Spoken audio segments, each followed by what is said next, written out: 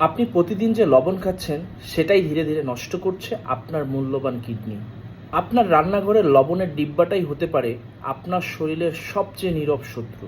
তো আপনি প্রতিদিন সেটাই ব্যবহার করছেন। একটু বুঝিয়ে বলি, অতিরিক্ত লবণ খেলে শরীরে সোডিয়াম বেড়ে যায়, তখন শরীর পানি ধরে রাখতে শুরু করে, রক্তনালীতে চাপ বাড়ে, রক্তচাপও বাড়ে। সেই অতিরিক্ত সোডিয়াম ছেঁকে ফেলতে গিয়েই কিডনি দুর্বল হয়ে পড়ে।